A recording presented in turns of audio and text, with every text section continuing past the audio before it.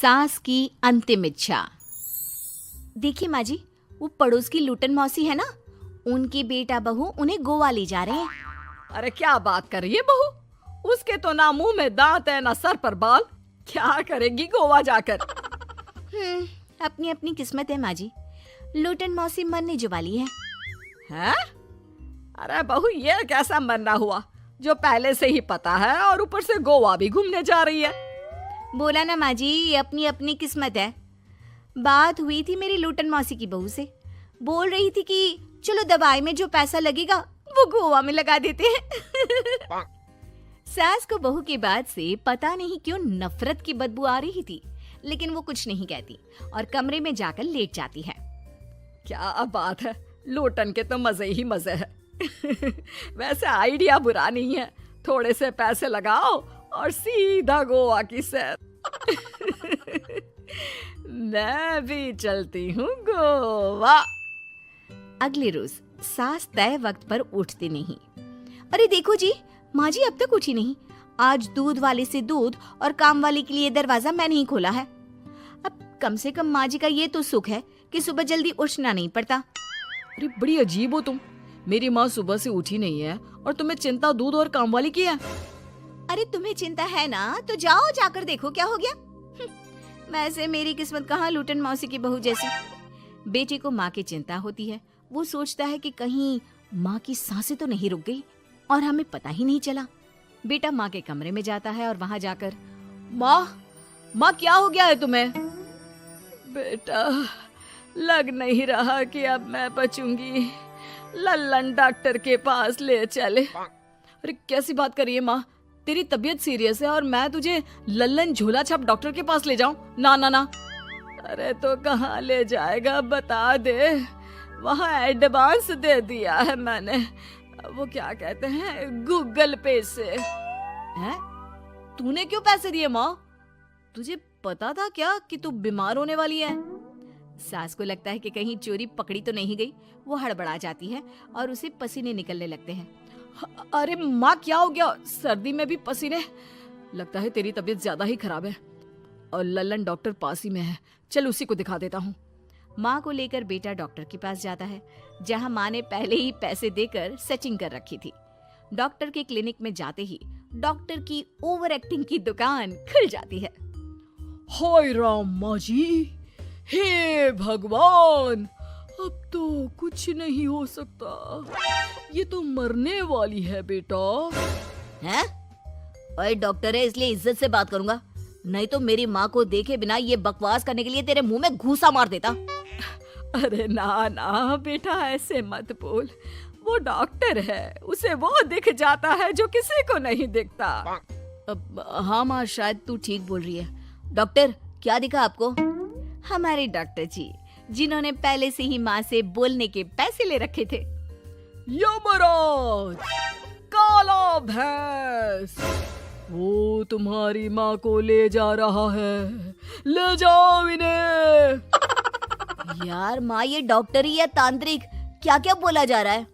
अरे बेटा, वो डॉक्टर है, उसे वो दिखता है जो किसी को नहीं दिखता। इनकी हर इच्छा पूरी करो, क्योंकि यम नहीं चाहते कि इनकी कोई भी इच्छा को अधूरी रखा जाए। निराश मन से बेटा माँ को लेकर घर आता है। माँ, आज से मैं ऑफिस नहीं जाऊंगा, चल तुझे वो झूले वाले पार्क में ले चलता हूँ, जहाँ तू पिताजी के साथ जाया करती थी। ठीक है बेटा चल, लेकिन साथ में वो बीड़ी का बंडल रख लेना, तेरे पिताजी वहीं झाड़ी में पिलाते थे मुझे। हैं? माँ कैसी बात कर रही हो? वैसे भी जीवन के 4 दिन बचे हैं और तुम। अरे देख बेटा, ना पिलानी तो ना पिला, लेकिन सुना ना तूने डॉक्टर ने क्या कहा कि मेरी कोई इच्छा खाली नहीं रहनी चाहिए। अरे वैसे बेटा 4 दिन की जिंदगी है, न जाने कब मौत आ जाए। माँ के मुंह से मौत का नाम सुनकर बेटा गंभीर हो जाता है, उसकी आंखें लाल हो जाती है। वो माँ का हाथ पकड़ लेता है। माँ को भी लगता है कि उसकी मौज मस्ती कहीं बेटे को डिप्रेशन में ना डाल दे। देख, लल्लन का फोन आया था, बोल रहा था कि हो सकता है मौत ना भी आए, पर इच्छा पूरी करके रख दे। जब जाऊंगी तब तृप्त होकर जाऊंगी, क्यों? तभी बहू की आवाज आती है, माँ जी आपकी फेवरेट गट्टे की सब्जी बनाई है। सास खाने के टेबल पर जैसे ही बैठने वाली होती है, बहू उनकी चेयर पीछे करती है और प्यार से बिठाती है। बहू शांत हो जाती है। वो माँ को बस देखती है और उनकी हर बात मानती है। रात को जब सास सोने जाती है तो, माँ जी मैं आपके पैर दबा देती हूँ, आज आप डॉक्टर के पास गई थी, थक गई होंगी ना। बहू का प्यार देखकर सास को हैरानी होती है। वो समझ नहीं पाती कि जो बहू उनके मरने को अपना भाग्य बताती थी, वो आज जब सास मरने वाली है तो दुखी क्यों हो रही है। क्या सोच रही है माँ जी? यही ना कि मैं ऐसा क्यों कर रही हूँ। माँ जी मैंने आपको हमेशा अपनी माँ माना है। माना आपसे नाराज होती थी, परेशान होती थी, आपकी बातें चुभती थी, लेकिन यकीन माने प्यार बहुत है आपसे मुझे। सास बहू को गले लगा लेती है। अरे तू क्यों मोह में डाल रही है? आज नहीं तो कल मुझे मरना ही है ना।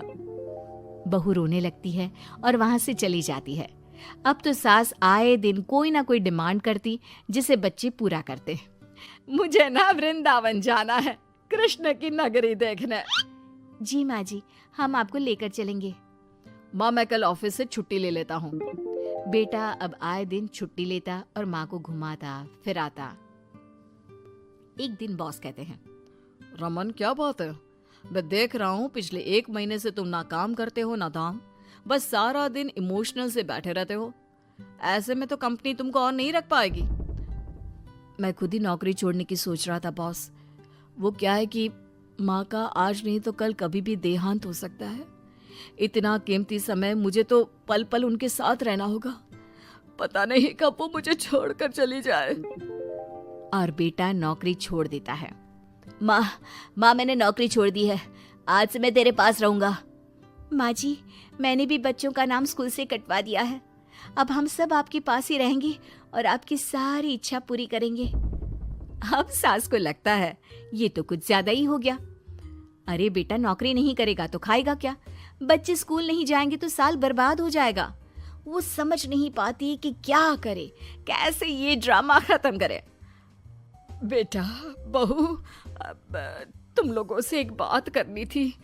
देखो मैं ना बहुत शर्मिंदा हूँ, मैंने झूठ बोला था, मुझे कुछ नहीं हुआ है। वो तो ये बोलकर सास सारी बात घर वालों को बता देती है। ओ माँ सच्ची? हे भगवान मैं जानता था माँ को कुछ नहीं होगा। वाह माँ जी ये तो बहुत अच्छी खबर दी। मैं तो हलवा बनाने जा रही हूँ। तुम लोग मुझसे नाराज नहीं हो? नहीं माँ जी हम बहुत खुश हैं कि आपके मरने की खबर झूठी है। माँ शायद मैं तेरे ठीक होते ही तेरा इतना ख्याल रख लेता तो तुझे ये नाटक करने की जरूरत नहीं पड़ती। माँ जी आप हम लोगों को माफ कर दीजिए।